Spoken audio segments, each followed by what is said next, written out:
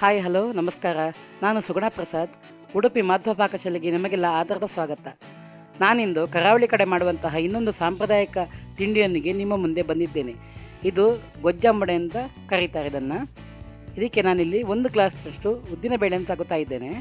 ಇದು ಒಂದು 3ರಿಂದ 4 ಗಂಟೆಯ ಕಾಲ ನೆನೆಯಬೇಕು. ನಾನೀಗ ಇದನ್ನು ಒಂದು ಪಾತ್ರೆಗೆ ಹಾಕಿ ನೆನೆಯೋದಕ್ಕೆ ಬಿಡ್ತಾ ಇದ್ದೇನೆ. ನೆಂದಾದ್ಮೇಲೆ 3ರಿಂದ 4 ಸಲ ಚೆನ್ನಾಗಿ ಇದನ್ನು ತೊಳೆದು ಮಿಕ್ಸಿ ಜಾರ್ಗೆ ಹಾಕಿ ರುಬ್ಕೋಬೇಕು.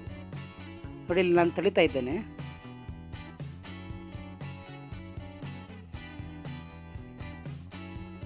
ಈಗ ಮಿಕ್ಸಿ ಜಾರ್ಗೆ ಹಾಕಿ ಇದನ್ನು ಎಷ್ಟು ನುಣ್ಣಗೆ ಸಾಧ್ಯನೋ ಅಷ್ಟು ನುಣ್ಣಗೆ ರುಬ್ಕೋಬೇಕು. ಹಾಗೆ ಹಿಟ್ಟು ಗಟ್ಟಿಯಾಗಿರಬೇಕು, ಆಂಬಡೆ ಬಿಡುವಷ್ಟು ಗಟ್ಟಿಯಾಗಿರಬೇಕು. ನೋಡಿ, ಇದೀಗ ಆಯಿತು. ಪಾತ್ರೆಗೆ ತಗೋತಾ ಇದ್ದೇನೆ. ಮುಂಚೆ ಎಲ್ಲ ಉಡುಪಿ ಬ್ರಾಹ್ಮಣರ ಪ್ರತಿ ಕಾರ್ಯಕ್ರಮಗಳಲ್ಲೂ ಇದು ಗೊಜ್ಜಂಬಡೆ ಮಾಮೂಲಿ ಆಗ್ತಿತ್ತು. ಈಗ ಸ್ವಲ್ಪ ಕಡಿಮೆ ಆಗಿಬಿಟ್ಟಿದೆ. ನೋಡಿ, ಈಗ ಒಂದು 4ರಿಂದ 5 ಹಸಿಮೆಣಸಿನ್ಕಾಯಿ ತಗೋತಾ ಇದ್ದೇನೆ. ಇದನ್ನು ಈ ಥರ ನೈಸಾಗಿ ಕಟ್ ಮಾಡಬೇಕು. ಈಗಿನ ಜನ್ರೇಷನ್ ಮಕ್ಕಳಿಗೆ ಈ ತಿಂಡಿಯ ಪರಿಚಯ ಕಡಿಮೆನೆ. ನೋಡಿ, ಇದಕ್ಕೆ ಒಂದು ಸ್ವಲ್ಪ ಕರಿಬೇವಿನ ಸೊಪ್ಪನ್ನು ಕಟ್ ಮಾಡಿ ಹಾಕ್ತಾ ಇದ್ದೇನೆ ಈ ಥರ ನುಣ್ಣಗೆ. ಬೇಕಾದರೆ ಶುಂಠಿ ನುಣ್ಣಗೆ ಈ ಥರನೇ ಕಟ್ ಮಾಡಿ ಹಾಕ್ಕೋಬೋದು. ನನ್ನ ಹತ್ರ ಶುಂಠಿ ಇರಲಿಲ್ಲ, ಅದಕ್ಕೆ ನಾನು ಹಾಕಲಿಲ್ಲ ಇಲ್ಲಿ.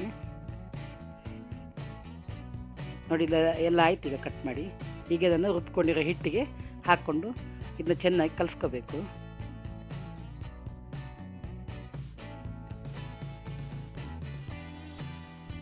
ತುಂಬ ಸುಲಭ ಮಾಡೋದಕ್ಕೂ, ಹಾಗೆ ತುಂಬ ರುಚಿಯಾಗಿಯೂ ಇರ್ತದೆ.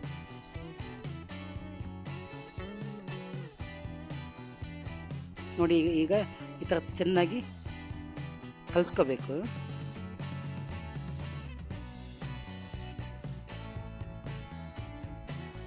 ಈ ರುಚಿಗೆ ಬೇಕಾದಷ್ಟು ಉಪ್ಪು ಹಾಕ್ತಾ ಇದ್ದೇನೆ.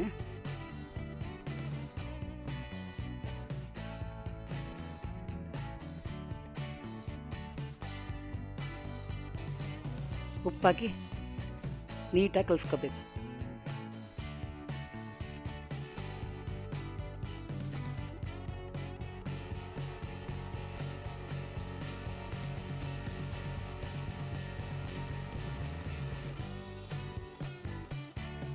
ಇದು ಕೈಯಲ್ಲೇ ಕಲಿಸ್ಕೋಬೇಕು ಚೆನ್ನಾಗಿ.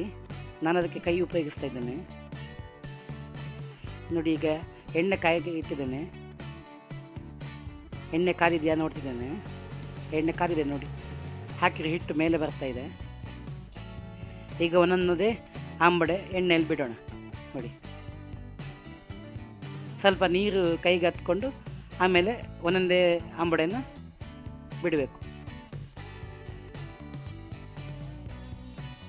ನೋಡಿ, ಈ ಥರ.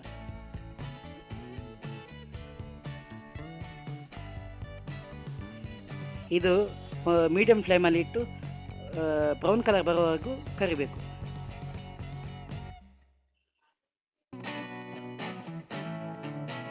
ಫ್ಲೇಮ್ ದೊಡ್ಡದಾಗಿಟ್ಟರೆ ಒಳಗಡೆ ಬೇಯದೇ ಇರ್ಬೋದು. ಅದಕ್ಕೆ ಮೀಡಿಯಂ ಫ್ಲೇಮಲ್ಲಿ ಇಟ್ಟೆ ಕರಿಬೇಕು ಇದನ್ನು. ಆಗ ಒಳಗಡೆ ಚೆನ್ನಾಗಿ ಬೇಯ್ತದೆ, ಹೊರಗಡೆ ಕ್ರಿಸ್ಪಿಯಾಗಿ ಬರ್ತದೆ. ಇದು ಬೇಕಾದರೆ ಹೀಗೆ ತಿನ್ಬೋದು, ಚೆನ್ನಾಗಿರ್ತದೆ ಹೀಗೆ ತಿನ್ನೋದಕ್ಕೂ.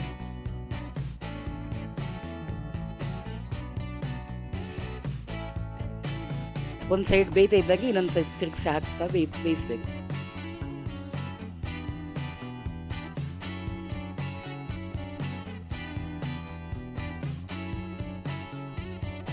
ನೋಡಿ, ಈ ಕಲರ್ ಬರಬೇಕು. ಈಗ ಚೆನ್ನಾಗಿ ಕಲರ್ ಬಂದಿದೆ, ಒಳಗಡೆ ಅಷ್ಟೇ ಚೆನ್ನಾಗಿ ಬೆಂದಿರ್ತದೆ ಇದು. ಈಗ ತೆಕ್ಕೊಳ್ಳೋಣ.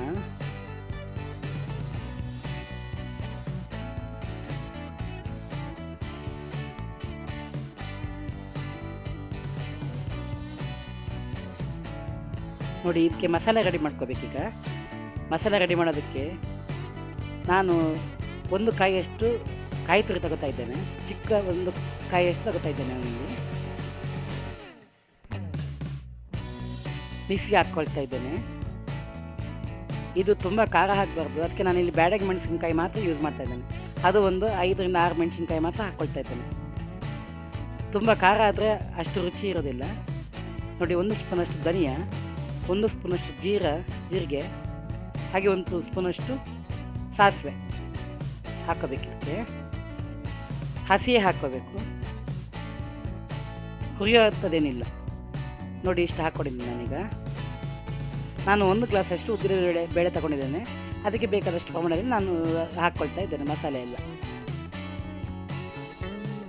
ನೋಡಿ, ಒಂದು ಸ್ವಲ್ಪ ಹುಣಸೆ ಹಣ್ಣು, ಒಂದು ಸ್ವಲ್ಪ ಬೆಲ್ಲ ಆಪ್ಷನಲ್. ಬೇಕಾದ್ರೆ ನಿಮ್ಗೆ ಇಷ್ಟ ಇದ್ರೆ ಹಾಕ್ಕೋಬೋದು, ಬೇಡ ಅಂತಂದ್ರೆ ಬೇಕಾದ್ರೆ ಸ್ಕಿಪ್ ಮಾಡ್ಬೋದು. ಸ್ವಲ್ಪ ಇಂಗಿನ ಪುಡಿ ಹಾಕ್ತಾ ಇದ್ದೀನಿ ಇದಕ್ಕೆ.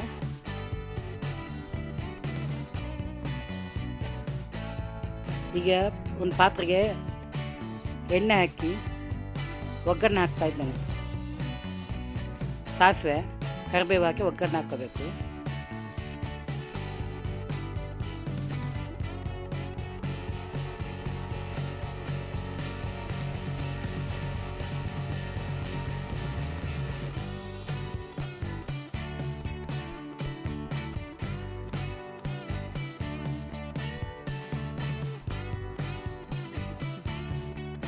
ನೋಡಿ, ಹೀಗೆ ಇದಕ್ಕಿಲ್ಲಿ ರುಬ್ಬಿರೋ ಮಸಾಲೆಯನ್ನು ಹಾಕ್ಕೊಳ್ತಾ ಇದ್ದೇನೆ.